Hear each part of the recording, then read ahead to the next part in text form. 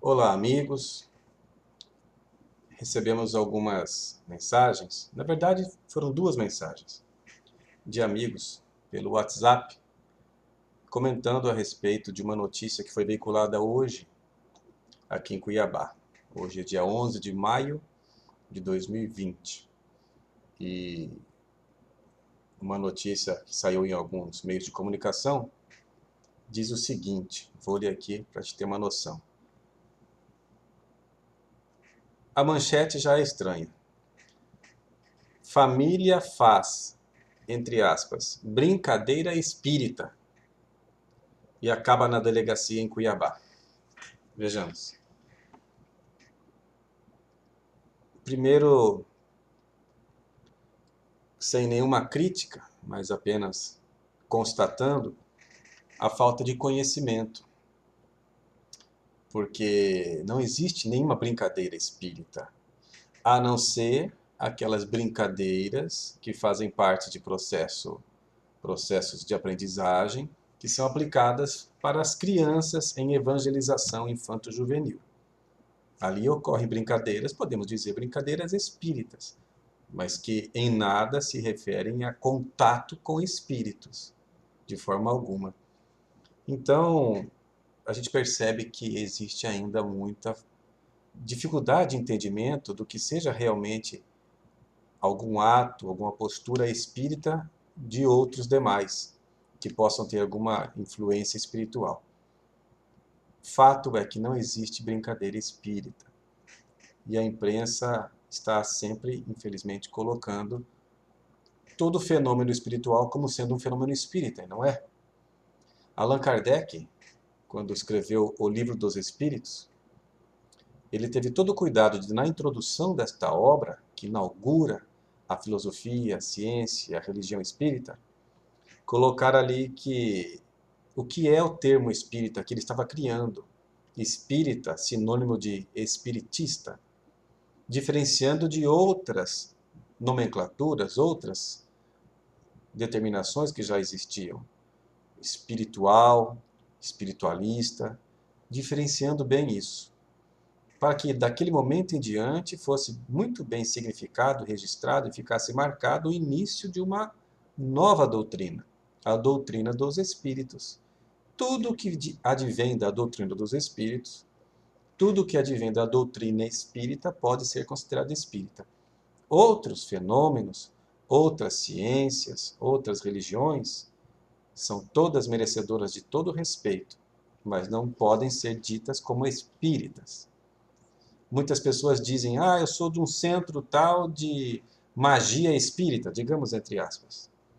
Ou é de magia ou é de espiritismo, porque não tem mistura.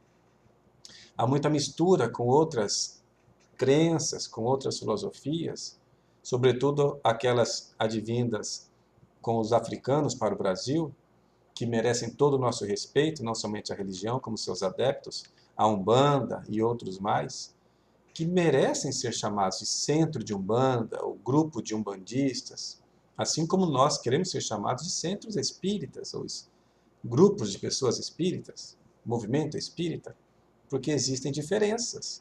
E cada um tem seu espaço, cada um tem seus adeptos, e que bom que cada um leve a pessoa a se encontrar e se conectar com Deus.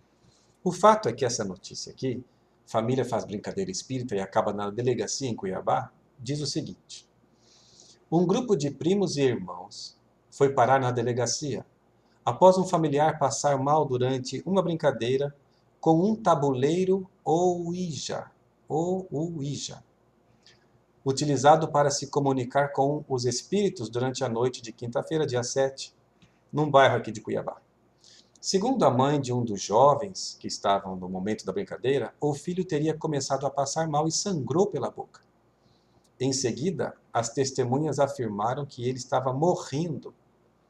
Abre aspas.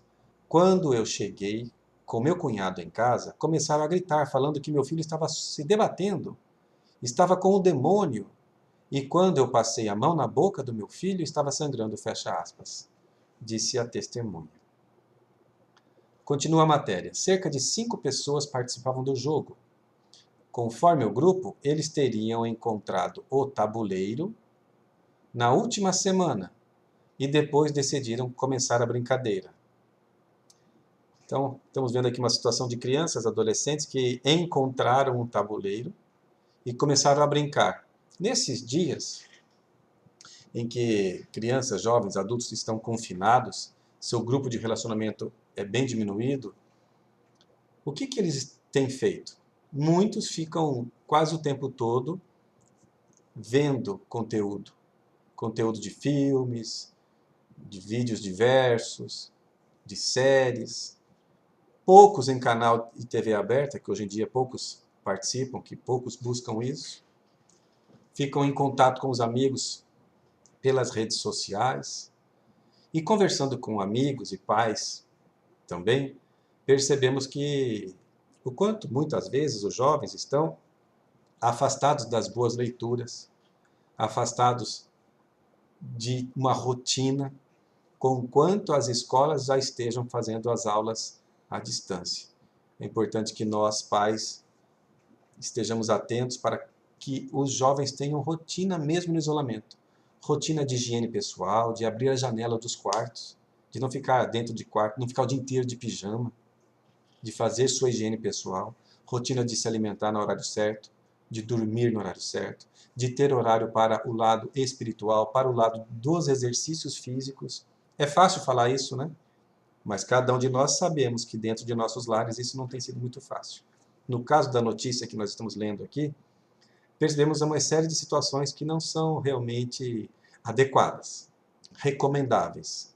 Primeiro, como espíritas, nós sabemos que a comunicação com os espíritos é algo possível.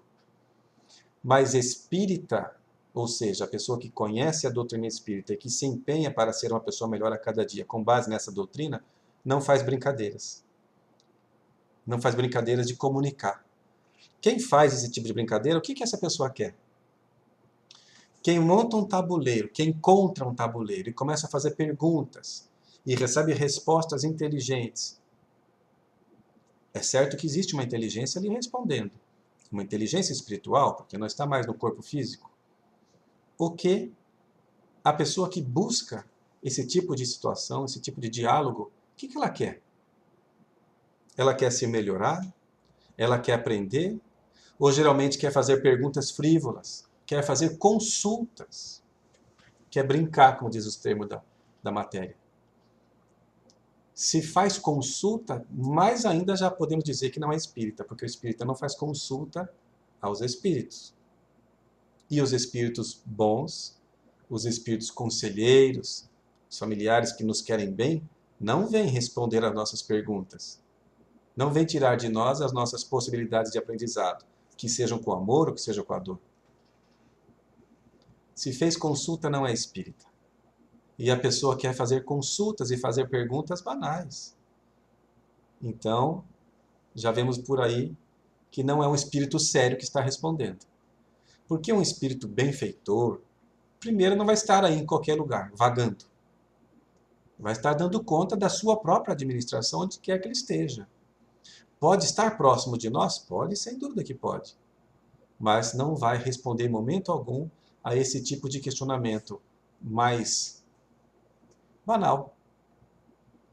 Então, quer dizer que os espíritas não conversam com os espíritos?